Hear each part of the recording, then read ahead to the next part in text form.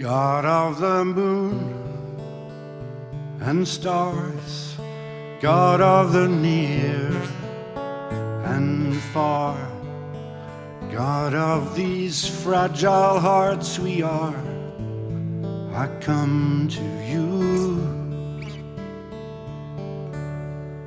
God of our history, God of the future that will be, what will you make of me?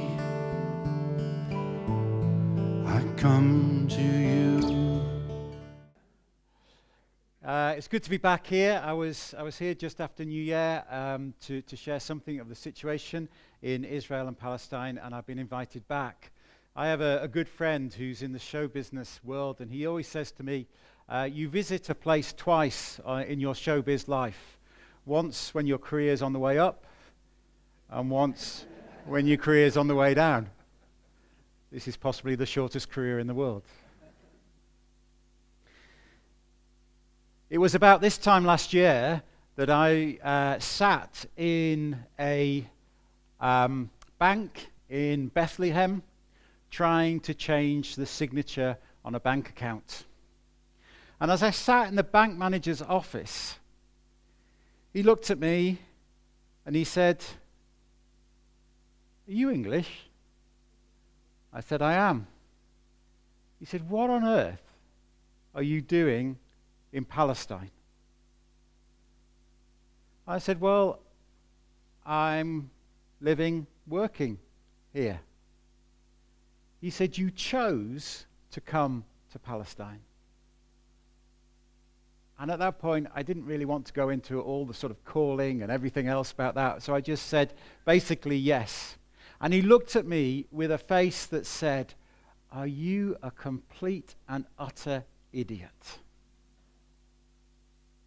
It was much the same look that I got back in 1989 when I was working as an assistant chaplain at Bradford University. And in the last week of term before the Easter break, we were celebrating sort of Holy Week early. And we decided it was a good idea if we had a life-size cross in this act of worship that we were going to have, and I got to make this life-size cross. And I was a poor lay worker. I had no car, so I had to walk from my house with this cross to the chaplaincy. And I'm walking through Bradford and carrying this cross, the only way that you can really carry the cross, the way that you see it in pictures, and I'm walking along and I'm aware that there is a car driving very slowly beside me, and eventually it pulls up in front of me. It has blue lights on the top and it has police down the side, and the police officer got out and looked at me with the same look and asked what I was doing, and I said I was taking this cross to an act of worship, and he looked at me with that same look as if to say, "Are you a complete idiot?" Paul, writing to the Corinthians, right at the beginning of this letter to the Corinthians, and says, "For God's foolishness is wiser than human wisdom, and God's weakness is stronger than human strength." God's foolishness is wiser than wisdom. And we see God's foolishness. We see God's foolishness because God also chose to come to Palestine. God also chose in Jesus Christ to live in an occupied place. And God also chose to show the world what God's love, what God's mercy, what God's grace, what God's justice meant as his Son hung on the cross. And I'm sure there were plenty who thought that it was foolishness to choose to come, to be born in a stable and to end your life tortured and crucified. But yet we know that somewhere in that, what the world calls foolishness, is the wisdom of God. Because let's face it, when we look at the world, so-called wisdom in the world, what do we actually see? What we see is a world that actually looks at poverty and in its wisdom blames those who are in poverty and demonizes them instead of the structures, instead of the richness that keeps them poor. We look at the wisdom of the world that looks at those people who are fleeing danger in their own country, and we criminalize them and say we're going to stop the boats and not let them in.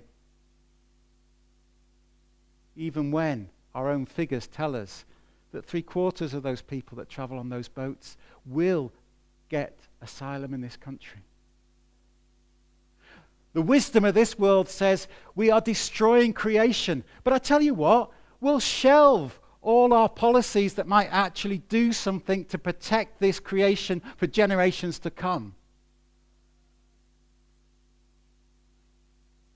The wisdom of the world in Israel and Palestine says we'll occupy a land.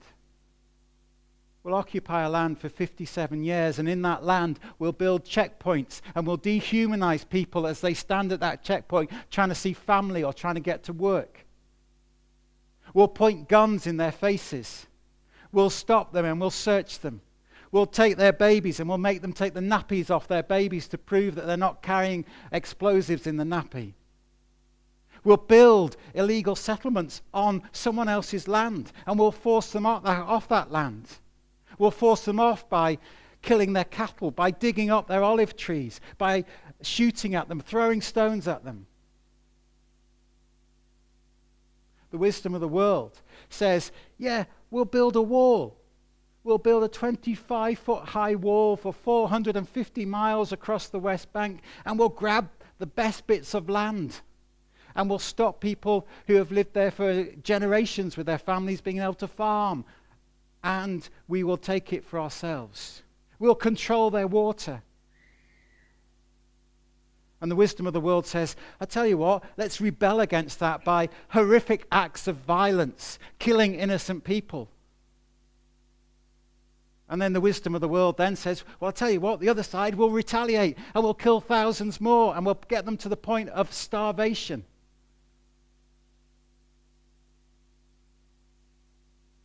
The wisdom of the world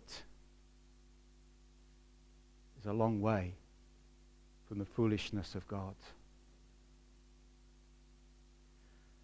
For God's foolishness actually talks about the world in this way. An image from Isaiah chapter 11.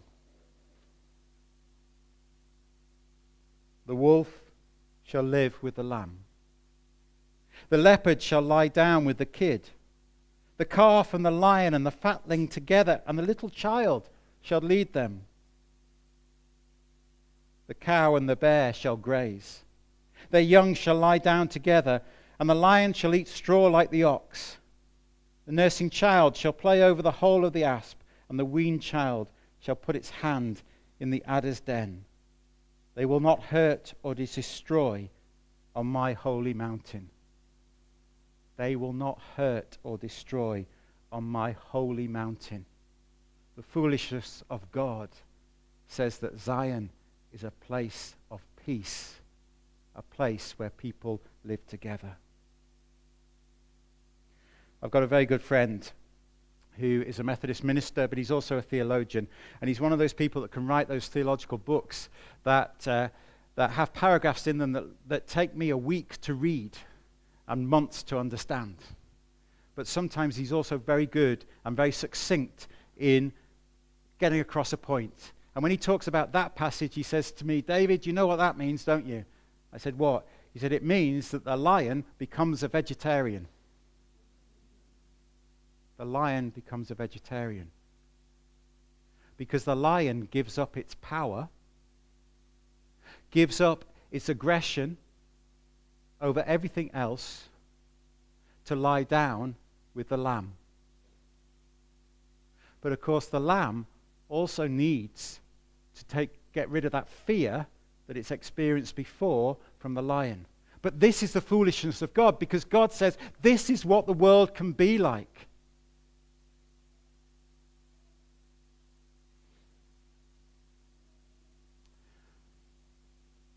I have a tattoo.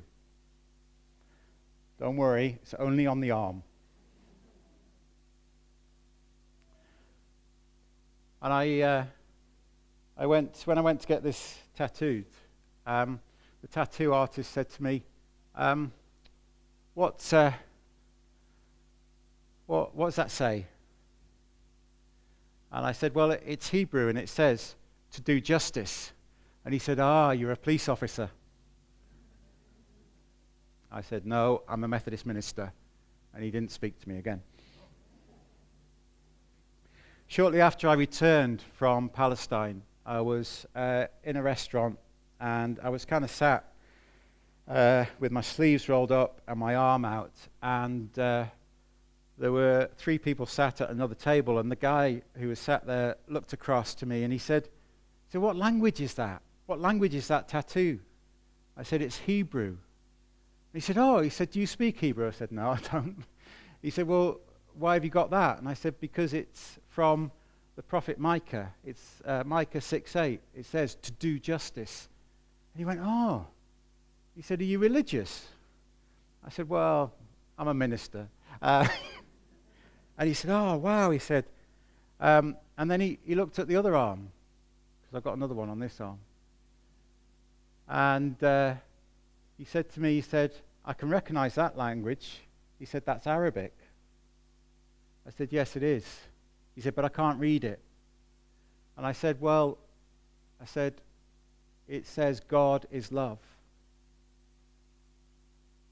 And he stood up. And he said to me, do you mind if I could ask for a hug? Never happened to me in a restaurant before, I can tell you that. So I stood up and said yes. So I gave him a hug. And he said to me, I really believe that I've been held by God. Love and justice. This is God's foolishness. Justice and love. In Micah 6:8, it says, what does the Lord require of you? But to do justice. But it also says to walk humbly. That is when the lion walks humbly with the lion. When those people who have power, those people who govern in might, when they give up those things and walk humbly, then we can begin to talk about justice. In 1 John 4, where it says God is love, it also goes on to say that perfect love drives out all fear. And when those who have been oppressed can no longer remain fearful but can love, then you see the foolishness of God destroying the wisdom of the world. When you see justice and love, you see what Jesus died for. The Spirit of the Lord is upon me to bring good news to the poor, freedom to the oppressed. Love the Lord your God with all your heart, your soul, and all your mind, and love your neighbor as yourself. The foolishness of God. But it is a foolishness that can bring hope. I don't know if any of you were at the World Day of Prayer or went to a service for the World Day of Prayer on Friday. And the World Day of Prayer on Friday was prepared by Christians in Palestine. It was prepared long before what happened on October the 7th, long before the horrendous retaliation that we've seen since as well. And its theme was bear one another in love. And the liturgy had 3 stories. 3 stories of Palestinian women, 3 generations of Palestinian women telling their story. And the last story was about a young Lutheran Palestinian woman who was talking about how there were certain things that were changing for the good. And one of the things that she was talking about was the fact that the Lutheran Church in Palestine had just recently ordained their first female Lutheran pastor. And it reminded me of a time that I sat next to that first female Lutheran pastor in Jerusalem. And we sat, and she was this side of me, and on this side of me, I sat with a rabbi. And we were sat in the rabbi's home. We were sat around the table. The rabbi had prepared this marvelous feast for us to sit at, and we ate. And I sat between an Israeli and a Palestinian. I sat between a Jewish rabbi and a Christian pastor. And around the table there were other Christian pastors, there were other rabbis. There would have been Muslims there, but they were unable to travel to that part of Jerusalem. But that rabbi gave up the power of being Israeli. That rabbi gave up the power of the dominant state that occupies and oppresses Palestinians and opened her home to Palestinians. And that Palestinian pastor was sitting there trusting that she could offer her love to this Israeli Jewish rabbi. It is a small picture of hope. A small picture of hope for change in the Holy Land.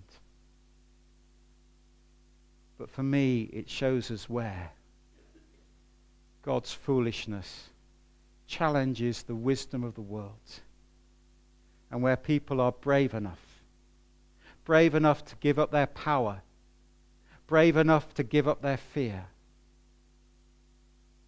to accept God's way, to live for a kingdom where those in power lay aside their power and those who have been oppressed lay aside their fear and live together as one people.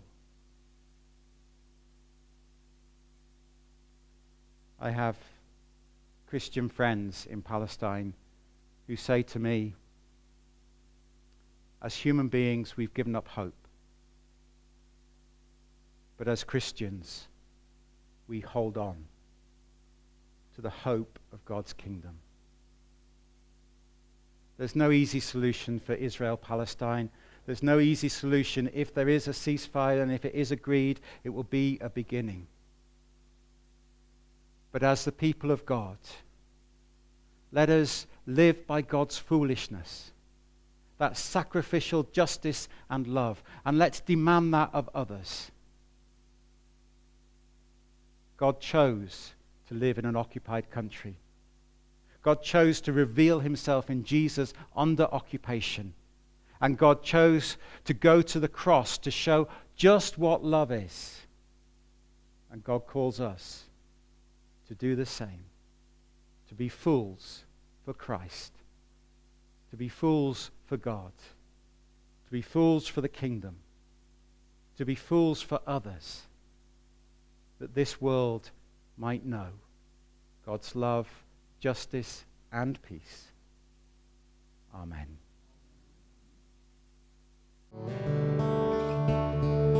God of the meek and mild,